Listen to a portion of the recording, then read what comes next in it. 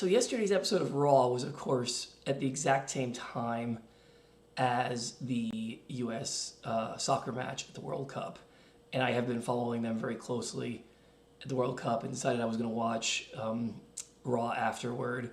But I also really suspected that CM Punk was going to be coming back, given that it was in Chicago, and it was an episode I really wanted to see and not have spoiled for me. So I ended up watching the soccer match, and then immediately afterwards watching Raw and trying not to look online to avoid any spoilers.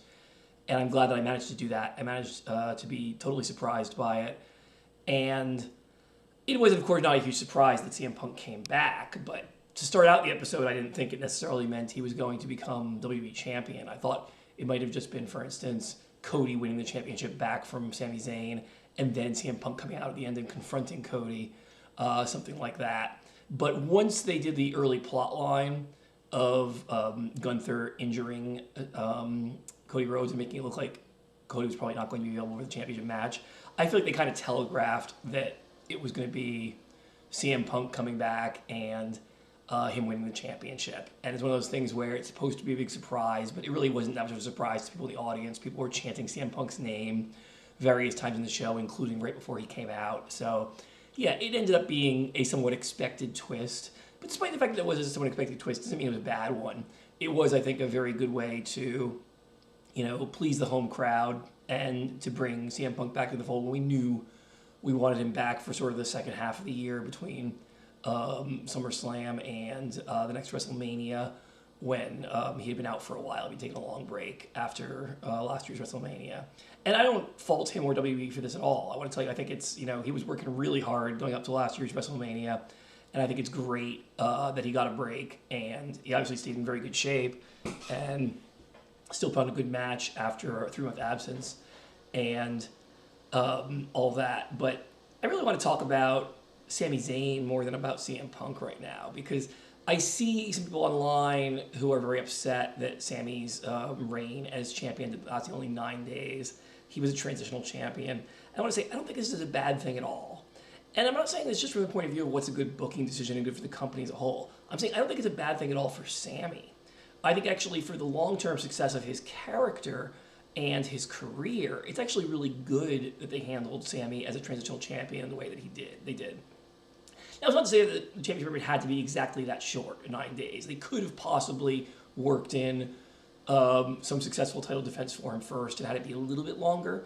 But I don't think that they really wanted to have Sami sit on that title for a long time, and I don't think it would have been good for his character. And I think there's actually a very good comparison to be made with Mick Foley. So if you're watching back in the Attitude Era, you may remember Mick Foley won the WWE Championship 3 times. But all 3 of those reigns put together, he was only WWE Champion for 47 days. And in fact, his shortest reign was only 1 day. So Mick Foley was sort of, the definition of a transitional champion. He was a guy who was a plucky underdog character who the crowd really loved and supported, but usually got dominated by the main event players. And was the one who, took a lot of pins, was the one who made the other guys look really good. But those moments when he won the WWE Championship, he got a huge pop. The crowd was really, really happy about it. But the thing is that you want that character to remain an underdog. You don't want them to sit there for a long time holding the belt and sort of losing that underdog status. You want to get that happy pop when they win and have them quickly leave the belt and go back to being that underdog character. And that is really what's best for Sami here, regardless of whether he's a heel or a face. And it's always just kind of funny that he won the championship as a heel when he has been a face for the vast majority of the last few years, and that is what has really gotten him the greatest crowd support. And I talked in the previous video, I very much like this incarnation of Sami as a heel. But it doesn't change the fact that he was also a great face, and that it would have been really fun to see him win a championship during that face run. I was one of those people who would not have minded at all if he had actually been the one to topple Roman Reigns' really long run instead of Cody, and then have just him, drop the title back to Roman the next day, and then still do Roman versus Cody at WrestleMania 39. I would have been completely fine with that outcome. But the point here is that even though Sami is playing a sort of heel character right now, he's not playing a cowardly, cheating heel. And he is playing somebody who still in some ways resembles his face character and is supposed to be an underdog in the story. And there are definitely times, I think he's done it very well, where he kind of loses his cool, gets too emotional, gets too haughty or arrogant or whatever, but it never gets to a point with him of really being a bad guy, of really being a cheater or anything like that.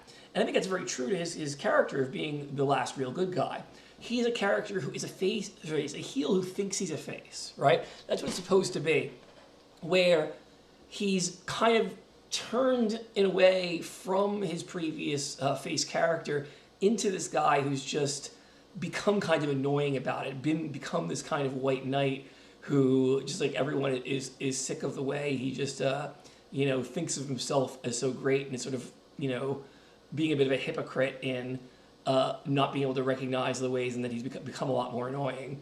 But it is this thing where you don't want to have that character fall into a situation of having to resort to cheating and dirty things in order to maintain a championship reign for a while. And you really can't have that character win a whole lot legitimately as a champion for a long time either, because that would turn him back to face. That would make a lot of people really happy and cheer for him and like him if he continued to do that, and it wouldn't give the image that he is this plucky underdog. It would actually cement him as a stronger wrestler overall, as somebody who can beat all the main event top talent. So this really is the best thing for his character, and I do believe there's still a lot to do with this Sami Zayn, last real good guy character. I do think there are a lot of ways that if they bring back Kevin Owens and they have a pairing of the two of them, maybe as a tag team again and all that, they can do a lot of really clever things with this. Because even though his current heel character and the current heel character that Kevin Owens was last playing before he was injured are kind of different from each other. Kevin's a lot more violent and ruthless.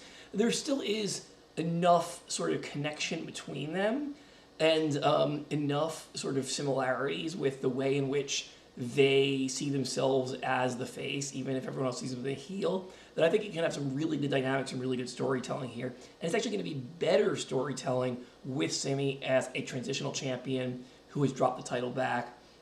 So maybe you feel the same way, maybe you don't. Happy to hear your thoughts, but I'm looking forward to seeing where this goes. I'm looking forward to seeing what they do with CM Punk at SummerSlam and beyond. And heck, CM Punk could be transitional champion too. He could be dropping the title back to Cody pretty soon, or he could have a longer reign. I'm not really sure what way they're going to book it yet.